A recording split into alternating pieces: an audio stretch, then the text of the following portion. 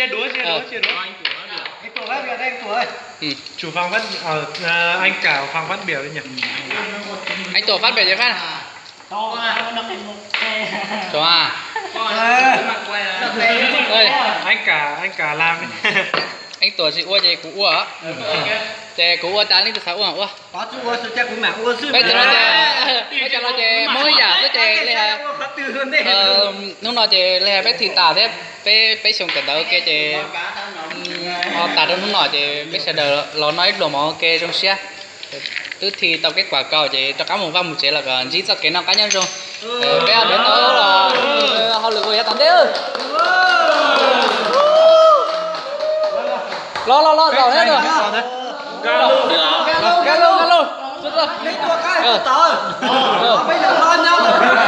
Dịch cái thức ăn này sang bên kia anh Tổ ơi. Dịch cái thức ăn này sang bên kia đây. Cái loa thì cứ để cho sang bên đi.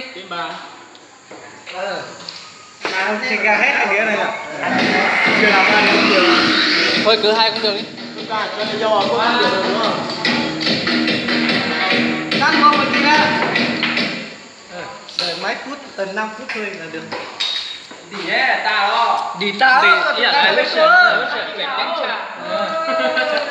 Tôi lúc còn năm ngoài chẳng. Mình không đã nói nào, mình đã tin đi sảnh thế này. Lúc con em qua. Sen bắt đũa, vua bắt thừa đi. Đây bắt đũa thừa thì sau đó đi. Thừa ấy. Em biết chính nào là. Em biết chính nào rồi. Em biết chính nào rồi. Rau à chưa? Đỏ thế bền đấy. Cứ sao? Rau bé không bè này. Anh tổ cứ dịch ra cho thoáng đi. Bên này thì cứ thoải mái rồi. Bên này thì thoáng. Bên này đây thoải mái. Xem mới tân lên nhà. Chúa.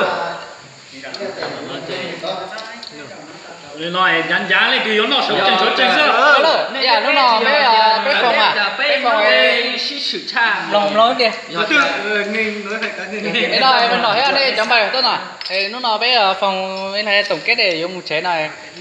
Với đồ món nào giờ này sẽ tất cả chỉ mới chị ấy lấy phương bia chúc và sau đó muốn đặt ra rất rồi. Đã tài thì chế còn thế tao lưu ý đây. Thế từ thế tao không biết tôi nằm mình nữa. Không rồi. Không biết.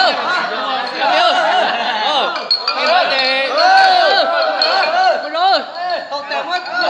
Rồi. Trong ta. Cái đừng lưu vào thế.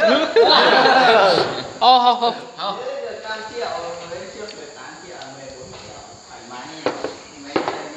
Cái tao chia này là cái gì của lứa nhà lứa à?